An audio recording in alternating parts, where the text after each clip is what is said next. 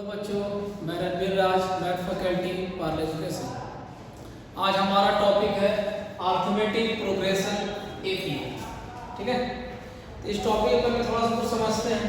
एक टर्म आती है सीक्वेंस। सीक्वेंस क्या होता है? जैसा कि आप लोग मॉर्निंग असेंबली में आप खड़े होते हैं, मॉर्निंग असेंबली में खड़े होते हैं तो हाइट के बेसिस पर खड़ा किया जाता है। आगे छोटा हाइट होता है, फिर उससे हाइट उससे बड़ा, फिर उससे एक हाइट बड़ा, यानी वहाँ भी क्या हो रहा है? एक सीक्वेंस हो रहा है। क्या सीक्वेंस बना रहे हैं हम लोग? On the basis of height. यानी हाइट के बेसिस पर हम बच्चों को क्या कर रहे हैं? खड़े कर रहे हैं मॉर्निंग असेंबली, तो भी क्या होगी? एक सीक्वेंस हो गई। समझ में? तो सीक्वेंस क्या हो गया? बेसिकली अगर मैथमेटिक्स से चलो तो सीक्वेंस क्या होता है? एक नंबर है, नंबर को हम अरेंजमेंट करते हैं। सीक्वेंस क्या है? Arrangement of number in a definite order. यानी हम नंबर को अगर डिफिनिट ऑर्डर में अरेंजमेंट करें तो उसी को क्या बोलते हैं हम लोग? सीक्वेंस। ठीक है, जैसे एग्जांपल समझते हैं। जैसे कि मैं लिख रहा हूँ यहाँ 1 2 3 4 5। तो हमने नंबर अरेंज किया 1 2 3 4 5। ये क्या है? नेचुरल नंबर है, तो एक ऑर्डर में अरेंजमेंट है, इसलिए इसको क्या बोल सकते हैं हम लोग? सीक्वेंस बोल सकते हैं। ठीक है, या फिर अगर हमने इवन नंबर ले लिया, ये भी क्या है? एक ऑर्डर में अरेंजमेंट है ना, इसको भी क्या बोल सकते हैं हम लोग? सीक्वेंस बोल सकते हैं। ठीक है, मान लो कि हमने ये अरेंजमेंट किया 1,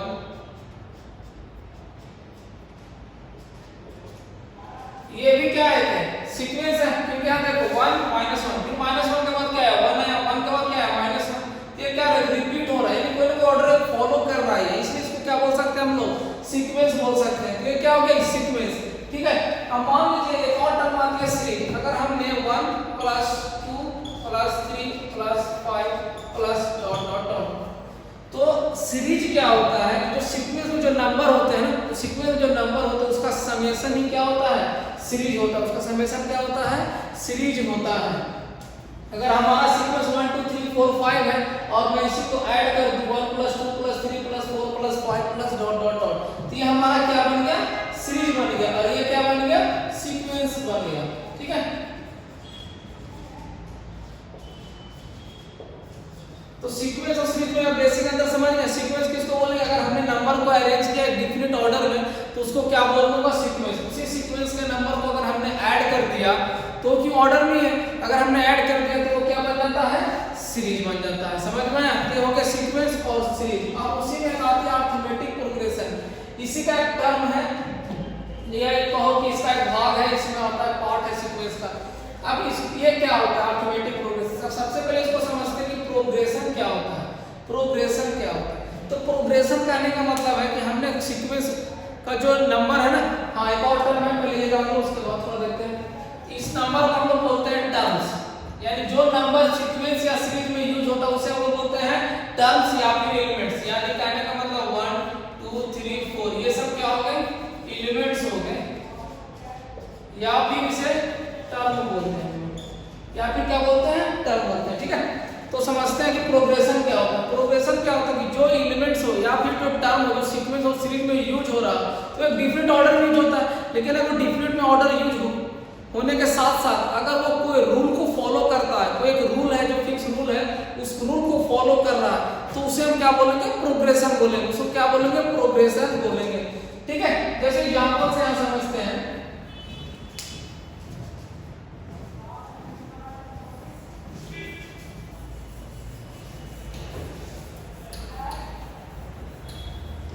जैसे एग्जांपल यहाँ देखो कि मैंने लिख दिया 4 6 8 10 12 डॉट डॉट। ठीक है, तो यहाँ देखिए इसको मैं प्रोग्रेशन, सीक्वेंस है, इसको मैं सीक्वेंस है क्योंकि ये नंबर से अरेंज हुए हैं डिफरेंट ऑर्डर में। अब प्रोग्रेशन में क्यों बोल रहा हूँ? 4 और 6, 4 से 6 कितना बड़ा है? 2, 6 से 8 कितना बड़ा है? 2, 8 से कितना बड़ा है? 10। यानी ये सीक्वेंस एक रूल को फॉलो कर रहा है कि उसका हर एक एलिमेंट पिछले टर्म से क्या दो क्या है? बड़ा है। तो ये क्या हो गया? इसको प्रोग्रेशन में बोल सकता हूँ, या फिर इसको क्या प्रोग्रेशन बोल सकते हैं कि 2 2 square 2 cube 2 4 dot dot dot. तो ये भी क्या हो गया? प्रोग्रेशन हुआ, क्योंकि यहाँ देखिए 2 है, फिर 2 का क्या हो रहा है? स्क्वायर हो रहा है, फिर 2 का क्या हो रहा है? क्यूब हो रहा है, फिर 2 का क्या हो रहा है? 4 हो रहा है। यानी एक रूल को वो क्या कर रहा है? वो फॉलो कर रहा है। समझ में आया? इसको भी क्या बोल सकते हैं हम लोग? प्रोग्रेशन बोल सकते हैं। समझ में? अब प्रोग्रेशन में एक अर्थमेटिक प्रोग्रेशन किसको बोलते हैं ये समझते हैं।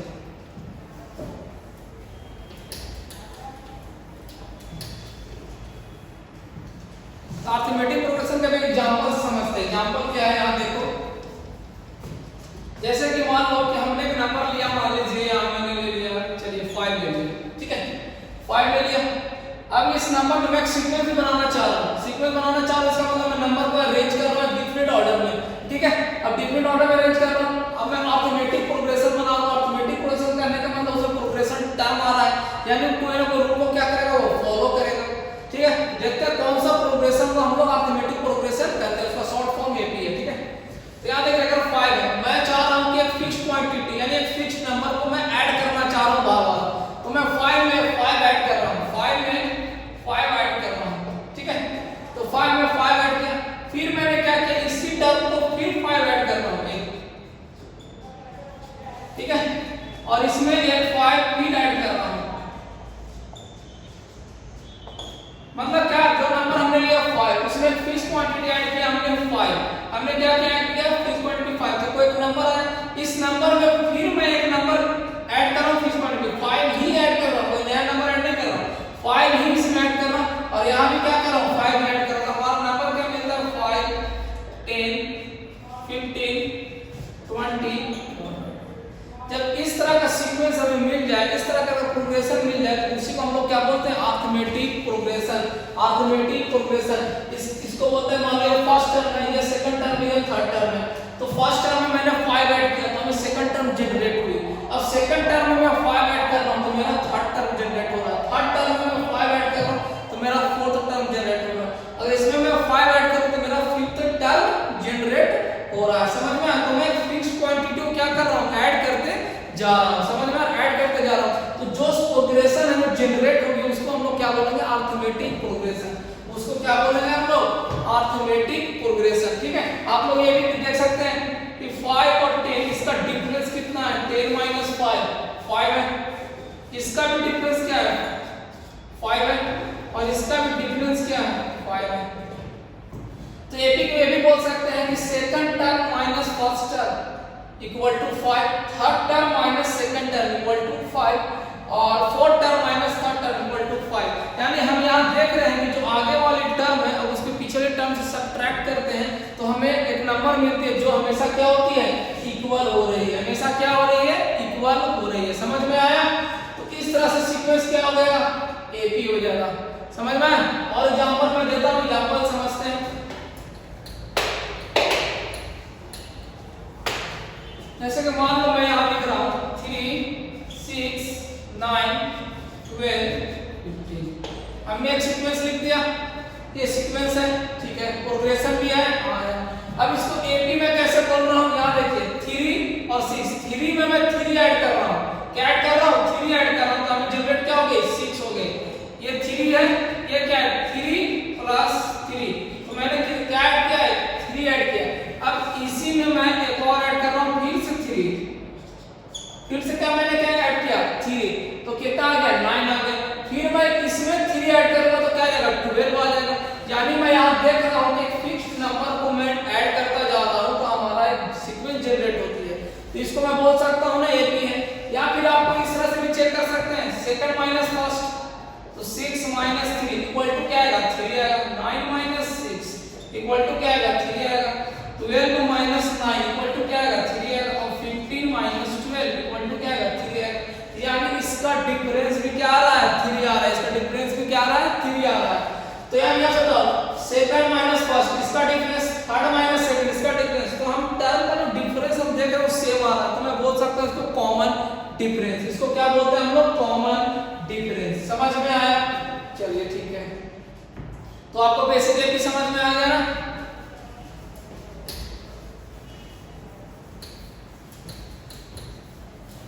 अब इसके बाद चलते हैं general form of AP. General form of AP, general form of AP, general form of AP. अब यहां देखिए मैंने फर्स्ट टर्म लिख दिया आपको ए, फर्स्ट टर्म क्या लिख दिया, स्मॉल ए।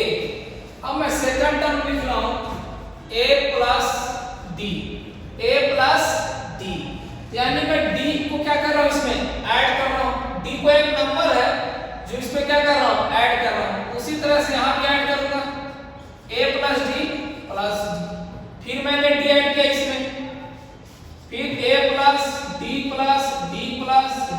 इसी तरह से मैं ऐड करते जाऊंगा। तो हमें यहाँ क्या मिल गई, a plus b, a plus 2d और a plus 2d dot dot dot. समझ में आया? तो हमारा नंबर क्या था, a था। मैंने एक फिक्स नंबर d को a में ऐड किया तो मेरा a प्लस d है। फिर इसमें d को ऐड किया, फिर एक नंबर है। इसी तरह से मैं d को ऐड करते जा रहा हूँ तो मुझे एक सीक्वेंस जनरेट हुआ। अब ये सीक्वेंस AP ही है, समझ में आया? बेसिक AP का ये होता है। ये सीक्वेंस क्या आपका है, AP है ना। तो इसको क्या बोलता हूं हम लोग, फर्स्ट टर्म, फर्स्ट टर्म। अब d को क्या बोलते हैं हम लोग, कॉमन डिफरेंस, कॉमन डिफरेंस। ठीक है, क्योंकि अगर यहां देखो a प्लस d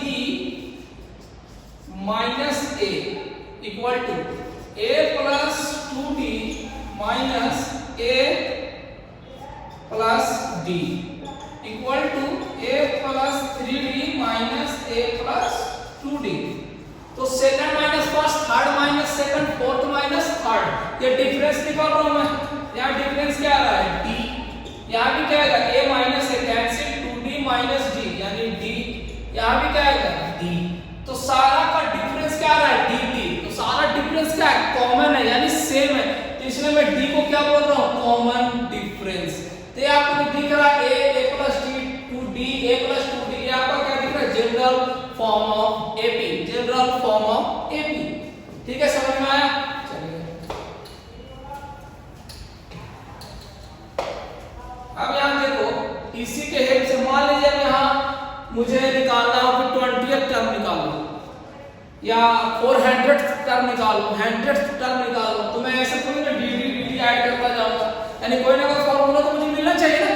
चलते देखते हैं कि फॉर्मूला कैसे मिलता है। अब यहाँ ध्यान से देखो, ये फर्स्ट टर्म है a, तो मैं इसको इस तरह से लिख रहा हूँ a plus 0d। First term क्या लिखा, a प्लस 0d, 0 से मल्टीप्लाई होगा 0 होगा। ये क्या, a plus 1d, 1 into d यानी d, कोई दिक्कत नहीं है। a प्लस 2, यहाँ 2 है। अब यहाँ ध्यान से देखो,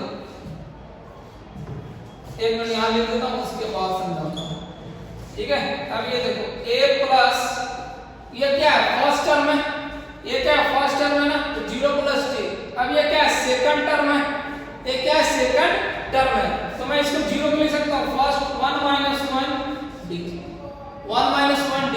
ये 1 क्या हो गया, इसका टर्म, और इसमें क्या सब्ट्रैक्ट कर रहा हूँ 1। उसी तरह से इसको देखो a प्लस 2 माइनस 1d, और ये क्या हो जाएगा, a plus 3 minus 1d dot dot.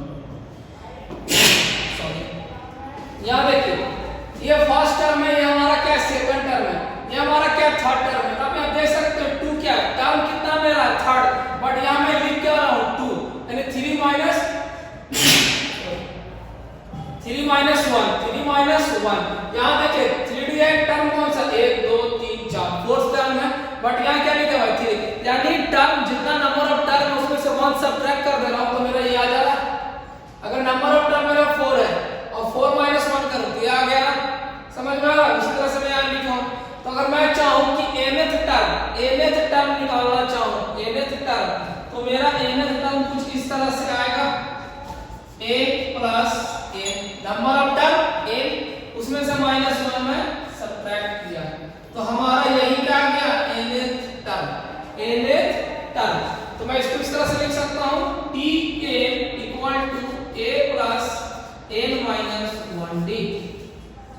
ये मेरा फॉर्मूला क्या हो गया, nth टर्म का। nth टर्म का मतलब इस फॉर्मूले के हेल्प से हम कोई भी टर्म निकाल सकते हैं अगर हमें a, d और n हमें गिवन हो। अगर आपसे पूछे कि फर्स्ट टर्म आपको मैं दे रहा हूँ 2 और कॉमन डिफरेंस दे रहा हूँ मैं 4, तो आप मुझे बताइए कि सीक्वेंस का या इस AP का 10th टर्म क्या होगा। इस फॉर्मूला से मैं देखिए कैसे निकालता हूँ।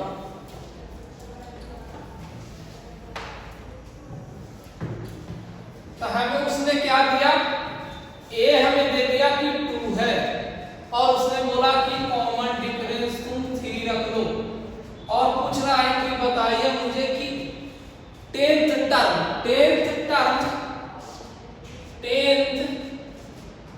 टर्म क्या होगा, टेंथ टर्म क्या होगा। तो मैं इस फॉर्मूला के हेल्प से टेंथ टर्म निकालूंगा, यानी n बराबर कितना है 10, n बराबर क्या है 10, तो t 10 बराबर a कितना है 2, n कितना है 10 माइनस 1 इंटू d कितना है 3, यानी 2 प्लस 10 माइनस 1 9 इंटू 3 27, यानी कितना निकल गया 29, कितना निकल गया 29। तो हमारा टेंथ टर्म क्या आ जाएगा 29। इस फॉर्मूला के हेल्प से हम निकाल सकते हैं, समझ में आया। या फिर आपको इस तरह से भी पूछ सकता है कि n आपको दे दिया है, n दे दिया है, a दे दिया है और टर्म दे दिया आपको कि टेंथ टर्म तुम्हारा ये है, समझ रहे हैं। टेंथ टर्म आपको गिवन है, टेंथ टर्म को 29 गिवन है, d हमें गिवन है, तो बताओ कि a क्या होगा। इस फॉर्मूला के हेल्प से हम a निकाल सकते हैं, a निकाल सकते हैं और d निकाल सकते हैं, समझ में आया। ये हो गया जनरल फॉर्म ऑफ एपी और इसके हो गए कुछ फॉर्मूले। अब मैं आप कुछ एग्जांपल लिख रहा हूं, उसके हेल्प से आपको निकालिएगा कि कैसे आएगा उसका टर्म।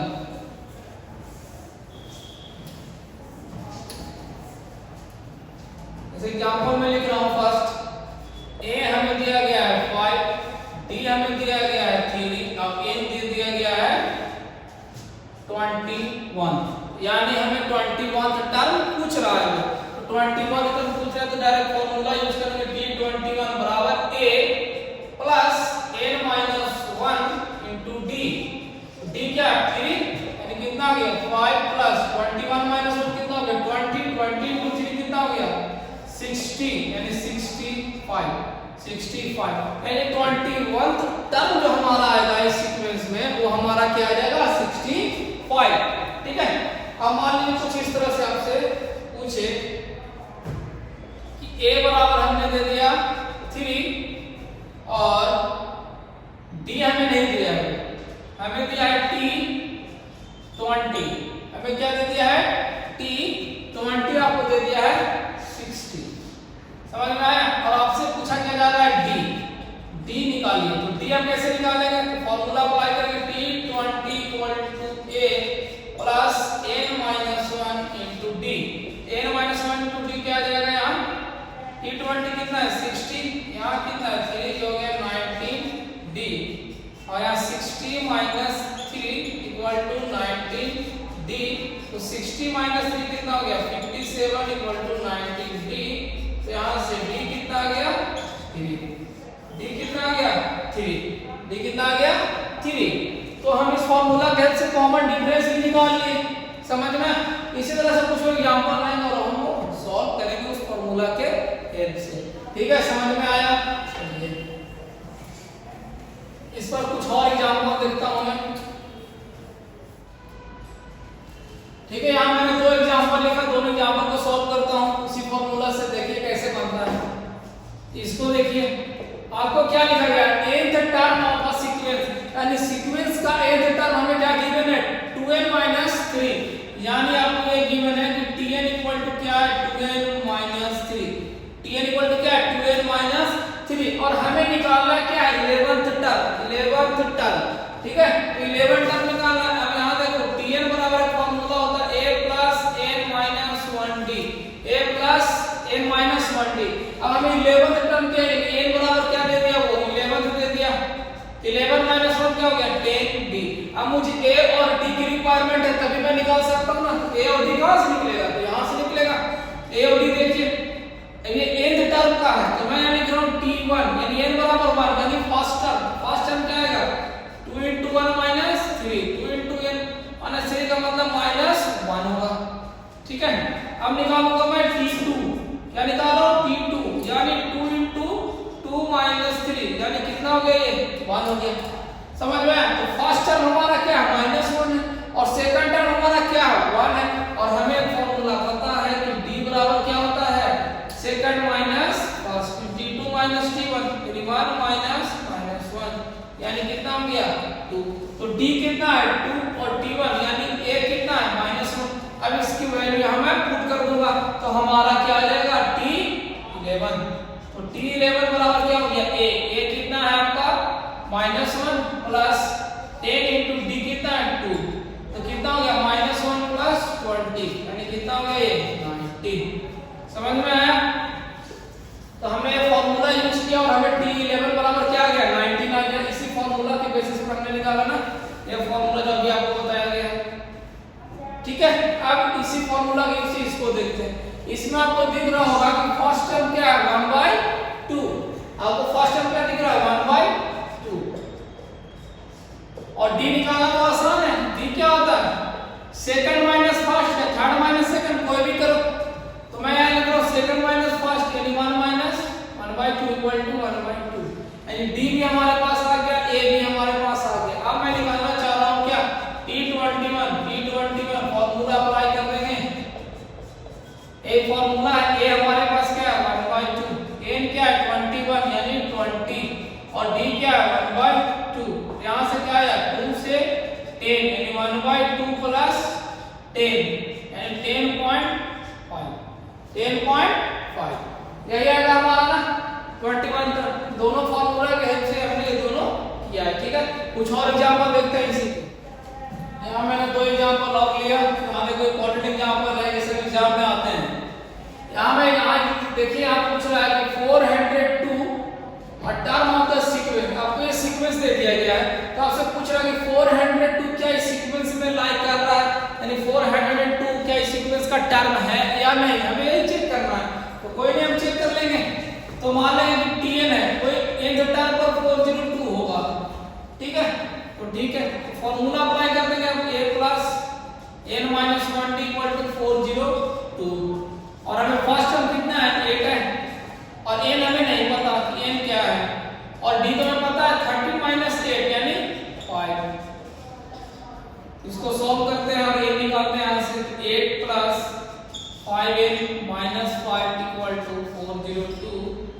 इसका मतलब कि 5n 8 माइनस 5 यानी प्लस 3 इक्वल टू 402 यानी 5n इक्वल टू 402 माइनस 3 यानी 5n इक्वल टू 402 यानी 399 ये आएगा। यानी n बराबर क्या आएगा 3995। ठीक है, तो हमें यहाँ आपसे क्या पूछा गया था कि 402 क्या इस सीक्वेंस में है, यानी इसका मतलब 402 क्या एक टर्म है। तो मैंने क्या ठीक है मैं चेक करता हूँ डायरेक्ट Tn बराबर 402 लिख दिया। a बराबर या कोई भी नंबर ऑफ टर्म आ जाएगा तो मुझे पता चल जाएगा a plus n minus 1 to d equal to 402। यहाँ फॉर्मूला अप्लाई किया तो हमने जब यहाँ सॉल्व किया तो a बराबर मेरे लिए 399/5 आ रहा है, यानी 399/5। अब 399 क्या 5 से डिविजिबल है? नहीं डिविजिबल है।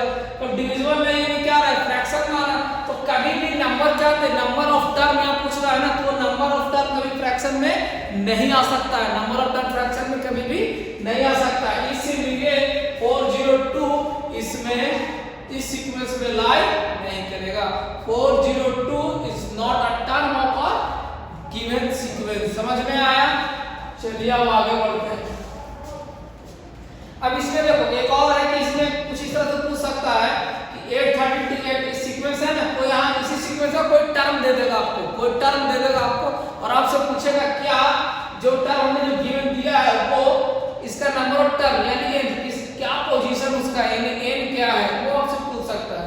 ठीक है, चलो अब इसको देखते हैं। यहाँ इसमें क्या है, इसमें बोला है कि फिफ्थ टर्म और सिक्स्थ टर्म, AP का फिफ्थ टर्म और सिक्स्थ टर्म हमने क्या दे दिया 6 and 5। फिफ्थ टर्म आपका क्या है 6 और सिक्स्थ टर्म आपका क्या है 5 है। तो हमें निकालना क्या है 11th टर्म। कोई बात नहीं हम निकाल लेंगे। अब 11th टर्म निकालना है यानी n बराबर 11 तो दे दिया बट a और d आपको नहीं दिया है। तो a और d कहां से निकलेगा, यहां से निकलेगा ना। अब फिफ्थ टर्म है तो फिफ्थ टर्म का मतलब क्या है, यही फॉर्मूला यूज करता हूं दोबारा Tn बराबर a plus n minus 1t यानी आपसे क्या बोल रहा है T5 बराबर क्या होगा a प्लस n क्या 5 यानी 4t और T5 आपको कितना गिवन है 6 है। a प्लस 4t क्या हो गया 6 हो गया। इसको लिख लेते हैं फर्स्ट इक्वेशन। सेकंड इक्वेशन इसी पर देखते हैं T6 बराबर a plus 6 minus 1 5t equal to हमें कितना दे दिया वो 5 यानी हो गया सेकंड इक्वेशन। यानी किसका बन गया ये linear equation in two variable a और d दोनों क्या है वेरिएबल है ना और ये लीनियर इक्वेशन है। तो लीनियर इक्वेशन टू वेरिएबल कोई भी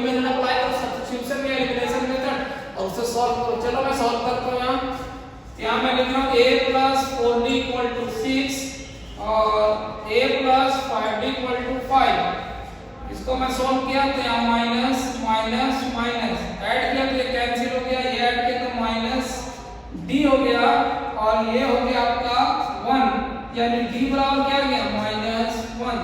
जब d हमें पता है माइनस 1 है तो इसकी d माइनस 1 किसी एक में पुट कर दूंगा, वहां से क्या निकाल लूंगा मैं a। तो देखिए मैं a यहां से निकाल रहा हूं, a plus 4 into minus 1 equal to 6, यानी a इक्वल टू 6 प्लस 4 यानी 10, यानी a हमारे पास क्या आ गया 10 आ गया और d कितना आ गया माइनस 1 और हमें निकालना क्या है 11 यानी t11, यानी n हमें गिवन है क्या 11। तो t11 बराबर क्या होगा a कितना है 10 प्लस n कितना है 11 माइनस 1 कितना हो गया 10 और d हमें क्या निकाला माइनस 1। तो 10 माइनस 10 इक्वल टू क्या हो गया 0, यानी 11th टर्म क्या आ जाएगा आपका 0। समझ में आया? तो इसमें क्या था सीक्वेंस था linear equation in two variable है, दो कांसेप्ट मिलकर एक प्रॉब्लम बनाया गया। समझ में आया? तो अच्छा प्रॉब्लम एग्जाम में आते हैं सब, ठीक है। चलो ओके।